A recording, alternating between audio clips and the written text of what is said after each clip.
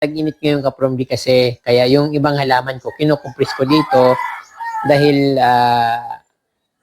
medyo malilim pa. So this time hindi pa siya tinatamaan ng araw kasi may mga harang pa sa itaas ng mga dahon. Hindi ako mapakali kasi mayroon akong gustong gawin pa. Gusto kong mas gumanda pa siya. Pagtatanim nito ka-promdi ay huwag mo munang didiligan hanggang sa makarecover siya. So nung nilipat ko dito, ayan, ang taba niya na. Tingnan nyo ka-promdi, hindi ko inunin yung ano niya, yung hindi ko nilubog yung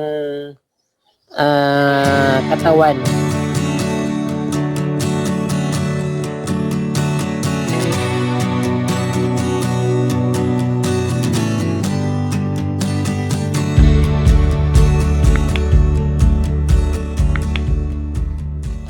Hello po mga ka-promdi, good morning and good day po sa inyong lahat na nanonood ng aking munting vlog dito sa aking paraiso sa gubat.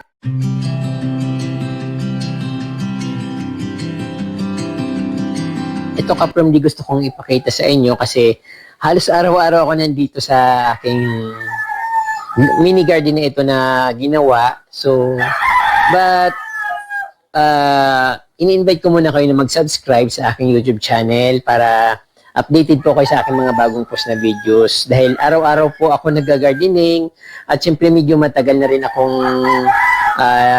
nagbablog at syempre kailangan ko ng subscribers. Malaking tulong po sa akin yung pag-subscribe nyo kahit hindi naman ako kumikita sa subscriber pero gusto ko po nakikita yung lumalago po yung aking channel. Kaya ini-invite ko po kayo na mag-subscribe sa aking munting YouTube channel para dumami po tayo. So, ayun ka-promdi, ito po ay ginagawa ko ito araw-araw. So, hindi na ako magkaundagaga dito sa garden na ito kasi dito sa maliit na space na ito kasi gusto kong maging perfect ba. Gusto ko yung parang maging flower bouquet.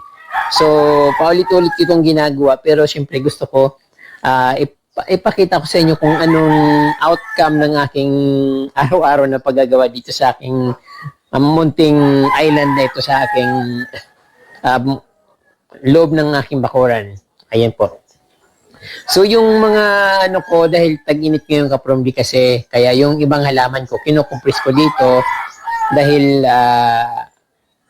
medyo malilim pa. So this time hindi pa siya tinatamaan ng araw kasi may mga harang pa sa itaas ng mga dahon na harangan ng bubong ng aking bahay. Pero pagdating ng siguro mga mid-April, siguro sobrang init na dito sa lugar na ito. Pero yung mga bromeliads ko ka-promdi ay pansamantala dito ko nilagay kasi nga yun naiinit siya, nainitan, nasusunog yung dahon. Kaya siyempre gusto kong maging parang maging mini paradise itong place na ito. So, ayan, naglagay ako ng bromeliads dyan, yung mga halaman ko na caladium, mga nagkawatak-watak na caladium ko, nilalagay ko dito, parang ipon ko, meron dyan pink. So, hindi ko na masyadong makita yung iba, kasi maliliit pa yung nilipat ko dito. Katulad nito, maliit lang siya, so natakpan pala siya ng bromeliads. Bromeliad, tapos yan, nilalagay ko dyan sa ilalim niya. May red plus caladium, mayroon white caladium dyan, tapos meron yung colocasia na parang gabi-gabi ba, yung parang laing, ayan, colocasia, taliunod, ayan, mix-mix na sila dyan, red cherry yung, nag-isa na lang yung aking red cherry ka-promdi kasi nung niripat ko siya, 3 piraso.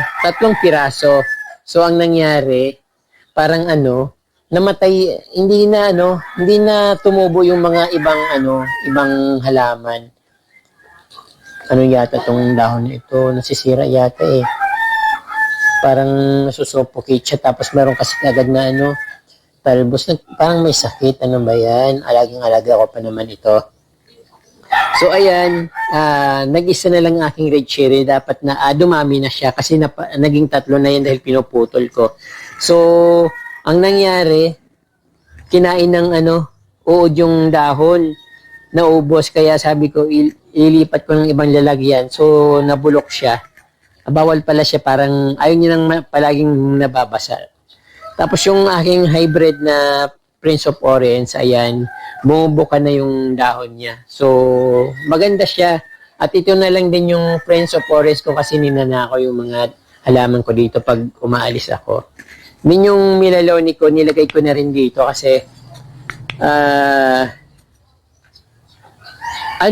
wala akong malagay sa kanila. Masyado siyang lumalaki. Mas lumiit na nga yan kasi binawasan ko yung mga dahon niya. Dapat parang super last siya.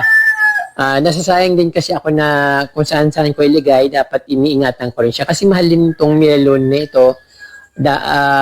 Once na lumaki siya, mahal din siya. Mga ganyan dati, mga 6,000 na yan. Ganyan ka laki. So, mas lumaki pa siya dyan dati. Kaya lang pinuputol ko yung mga dahon dahil maliit lang lalagay niya at hindi siya maka-expand. Ayan. Siyempre yung nagmi-mix ako ng mga dyan, may mga bromeliads, bigonia, tapos caladium, Reds Plus caladium, tapos yung ground niya, ayan, yung ground niya, tinaniman ko ng mga peanut grass para magmukhang green ba, kasi puro white stones yung ko dito, paligid ng bahay. Pero maganda rin siguro kung mga bato-bato lang dyan. Kahit hindi na white stones, tinatry ko lang na makita kung maganda ba yung yung peanut grass dyan. Kasi wala man lang dito, parang wala man mga green ba na nakikita dito sa aking ground. Kaya ginawan ko ng parang para makita ko man para kunwari parang may grass, Carabao grass, something ganun. Wala kasing mga dito yung mga frog grass. Carabao grass marami, kaya lang yung namumulaklak na tumataas. So ayan ang aking dito. Look ng aking ginawang mini island. So hindi ko pa nga hindi mapakali kasi mayroon akong gustong gawin pa. Gusto kong mas gumanda pa siya. Kaya ayan.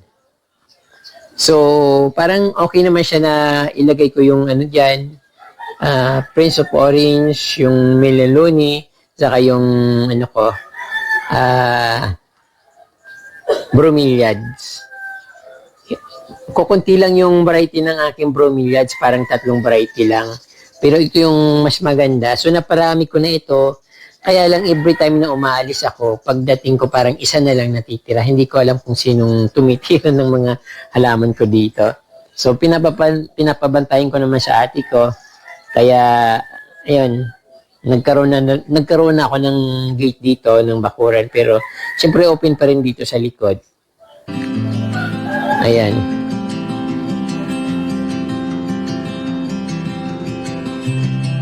Wala lang kaprom, binatuwa lang ako na ipakita sa inyo yung aking ginagawa dito. Kasi nagagandahan ako, kasi makulay siya.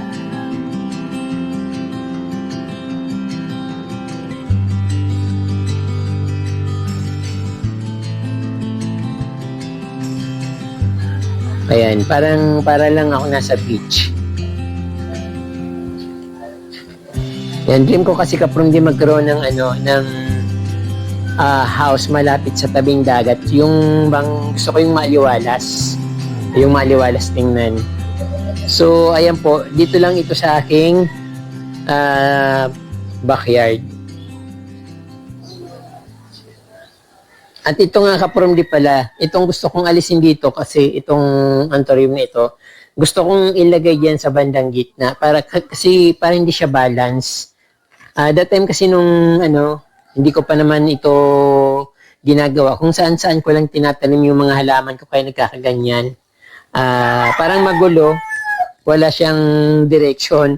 Wala siyang arrangement ba. Kaya ang nangyayari parang gulo ng halaman ko. Pero yun talaga ang type ko na yung parang parang wide lang. Yung parang hindi sinadya na tinanim. Yun ang gusto kong garden. Parang mix na plants para look natural lang siya, mukhang natural. Para mas magandang tingnan. Yung iba kasi talagang kung ano yung halaman dito, lahat dapat ganun. Halimbawa, anthurium lahat. Pag naman, bromeliads lahat. Yung parang ganun. So ako kasi, gusto ko yung mix na para bang natural lang. So, syempre yung mga ano ko dito, kapromdi yung bigonya ko. Ito kasi nandito, galing ito doon sa gilid ng bakod. So, hindi siya nakaka-absorb ng water. Pero okay naman siya kahit naman hindi siya diligan. Talagang nabubuhay siya kahit yung tuyo, yung soil niya, nabubuhay siya. Nalalanta nga siya pag inaalis doon sa tuyo na soil, tapos bigla mong ilipat sa medyo nagmo-moist na soil, tapos diligan mo, bigla siyang namamatay or nalalanta hanggang sa mabulok lahat yung Kaya ang pagtatanim nito ka-from D ay huwag mo munang didiligan hanggang sa makarecover siya. Halimbawa, binunot mo siya doon sa soil na tuyo, nilipat mo sa paso. Huwag mong babasahin yung mga dahon niya kasi sigurado mabubulok lahat yung yung mga puno ng dahon niya. Dapat hayaan mo lang muna siya na makarecover. Although mas maganda kung medyo parang nagmo-moist lang yung niya, soil, pero huwag mong babasahin yung mga dahon niya kasi siguradong malalanta siya kapag nilipat mo. So yun lang na na-notice ko ka-from D. Saka kahit lagyan mo siya ng lupa, ibaon mo sa lupa yung yung mga tangkay niya, yung pinaka-body niya, pa rin siya, lumalabas sa lupa. Parang pag chinik mo ulit na sa labas na yung mga niya, umiibabaw pa rin yung mga katawan niya sa Kaya ayaw niyang nilulubog yung katawan niya sa soil. Gusto niya na sa ibabaw lang. So, ito rin ganun din. So, ayun, binunot ko ito dito rin sa part ng garden na ito, sa part ng island. Kaya lang, nandun sa gilid. So, gusto ko siyang, para mas gumanda kasi nasa gitna siya ng mga, gitna ng mga peanut grass.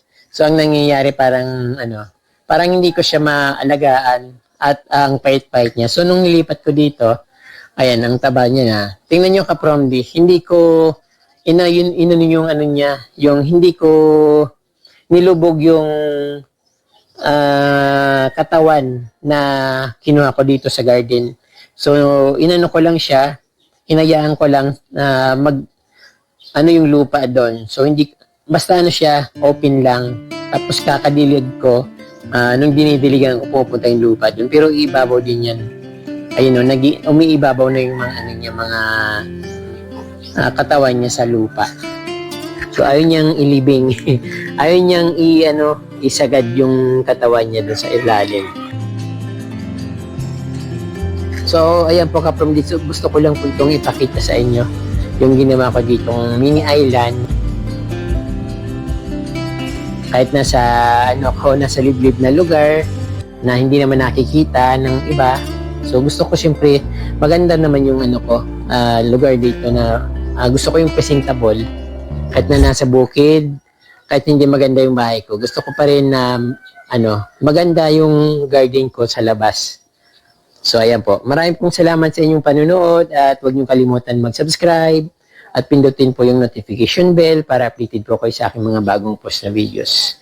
So, ayan po ang aking ginawang mini island dito sa aking backyard. So, later, papakita ko yung buong backyard ko kasi maganda na siya ka-from D. Hindi lang itong maganda, kundi pinaganda ko na lahat. So, ayan po.